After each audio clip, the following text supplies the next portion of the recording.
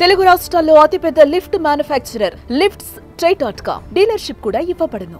స్నేహానికి కులం అడ్డు రాలేదు, కలిసి తిరగడానికి కులం అడ్డు చెప్పలేదు, మందు కొట్టడానికి కులం నో అనలేదు. కానీ తన చెల్లి ప్రేమించి పెళ్లి చేసుకోవడాన్ని మాత్రం కులం జీర్ణించుకోలేకపోయిందే.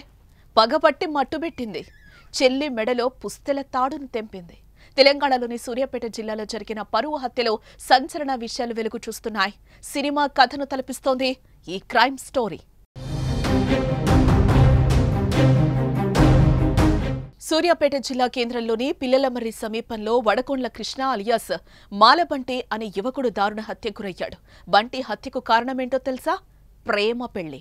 తన భార్య అన్నదమ్ములే బంటిని హతమార్చారు. వారు బంటి భార్య అన్నదమ్ములే కాదు, బంటి ప్రాణ స్నేహితులు కూడా.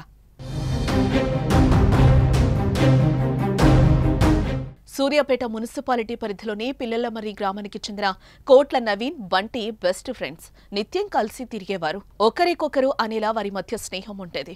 నవీన్ ఇంటికి బంటి తరచూ వస్తూ ఉండేవాడు. కుటుంబ సభ్యులతో పరిచయం ఏర్పడి ఆ ఇంట్లో ఒక్కడిగా మెలిగాడు. ఈ క్రమంలోనే నవీన్ చెల్లెలు భార్గవితో బంటికి పరిచయం ఏర్పడింది. అది ప్రేమగా మారింది. ఒకరినొకరు విడిచి ఉండలేని స్థాయికి చేరింది.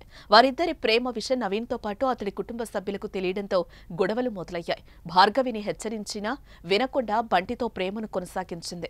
6 నెలల క్రితం ఇంటి నుంచి బయటకొచ్చి ఇద్దరూ పెళ్లి చేసుకున్నారు. దీంతో బంటిపై పోలీసులకు అమ్మాయి కుటుంబ సభ్యులు ఫిర్యాదు చేశారు. పోలీసులు భార్గవికి కౌన్సిలింగ్ చేసినా ఆమె వినలేదు. బంటితోనే ఉంటానని చెప్పింది. అనంతరం సూర్యాపేటలోని మామిళ్లగడ్డలో కాపురం పెట్టారు. ఇది నవీన్, అతడి కుటుంబ సభ్యులకు రక్తం మరిగేలా చేసింది.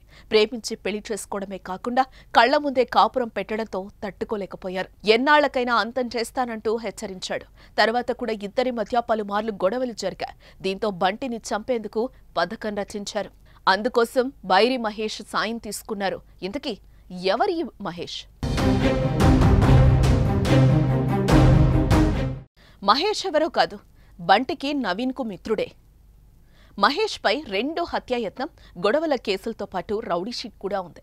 ఇతడు 2 నెలలుగా బంటితో ఎక్కువగా స్నేహం చేస్తున్నాడు. చిన్న చిన్న సెటిల్మెంట్లు చేస్తూ వాటికి బంటిని పిలిచి డబ్బులు ఇచ్చేవాడని సమాచారం. ఈ నేపథ్యంలో ఆదివారం ఓ సెటిల్మెంట్ కుదిరిందని కృష్ణకు ఫోన్ చేసి రప్పించాడు. సాయంత్రం 5 గంటలకు తన వ్యవసాయ బావి వద్దకు తీసుకెళ్లాడు. కానీ అప్పటికే ఇంటి నుంచి బయటకు వెళ్లిన బంటి తిరిగి రాకపోవడంతో మహేష్కు భార్గవి ఫోన్ చేసింది. బంటి బిజీగా ఉన్నాడని 10 నిమిషాల తర్వాత మాట్లాడిస్తామని ఆమెకు చెప్పారు. కానీ ఆ రాత్రి బంటి తిరిగి రాలేదు. కట్ చేస్తే సోమవారం తెల్లవారుజామున పురపాలిక పరిధిలోని పిల్లలమర్రి సమీప మూసి కాలువ కట్టపై బంటి శవమై తేలాడు. తలపై గాయాలు, గొంతు నిలిమిన ఆనవాళ్లతో అతడి డెడ్ బాడీ పడి ఉండడంతో హత్యగా నిర్ధారించారు పోలీసులు. ఒక 6 months బ్యాక్ కులాంతర వివాహం చేసుకున్నాడు.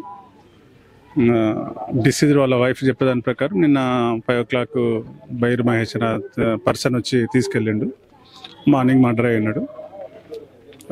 కులాంతర వివాహం వల్లనే జరిగిందని వాళ్ళ ఒక కంప్లైంట్. అది పూర్తి విచారణ జరిపితే కానీ కంప్లీట్ అయితే కానీ మనం ఏదైనా చెప్పగలం. ప్రాథమికంగా వాళ్ళైతే ఇద్దరిని సస్పెక్ట్ చేస్తారు. వాళ్ళు దొరికితే కానీ ఇంకెవరైనా ఉన్నారని చెప్పగలం.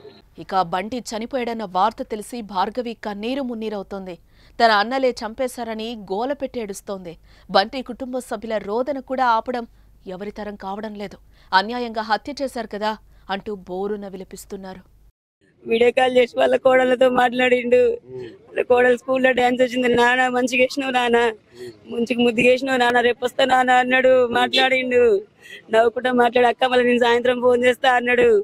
అటే కథ మళ్ళీ ఫోన్ చేయలేదు. ఇక అమ్మా అమ్మాయి కాడ ఫోన్ ఉందట.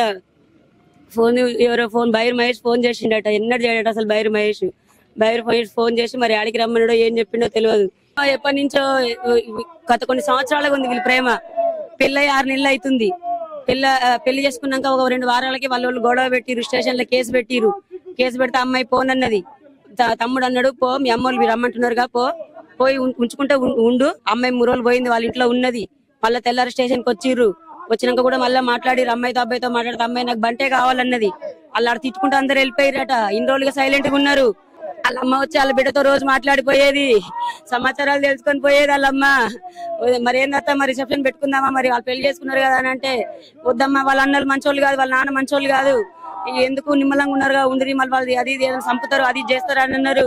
అమ్మ రోజు వచ్చి నీకు రెండో పెళ్లి చేస్తాం, మన ఊర్లో అట్లా మస్తు మంది చేసుకున్నారు, నీకు రెండో పెళ్లి చేస్తాం, మనకొద్దు ఆయనకేం లేదు, కులం లేదు, ఆస్తి లేదు, ఎందుకు అని చెప్పేసి వాళ్ళ అమ్మ వచ్చి చెప్తుందట. నైట్ ఫోన్ చేసిర్రు 5ంటికి, ఈవినింగ్ టైంలో 5ంటికి బయటికి వెళ్ళిండు.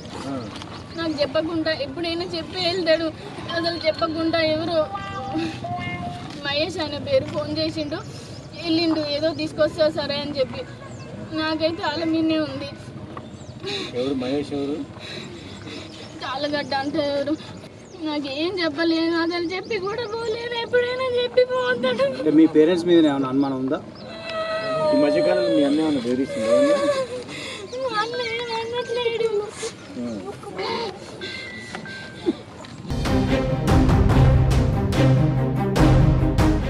కుటుంబ సభ్యులే తన కుమారుణ్ణి హత్య చేశారని కృష్ణ తండ్రి డేవిడ్ ఇచ్చిన ఫిర్యాదు మేరకు భార్గవి అన్న నవీన్, తమ్ముడు వంశీ, తండ్రి సైదులు, మహేష్పై హత్య, ఎస్సీ ఎస్టీ అట్రాసిటీ కేసు నమోదు చేశారు.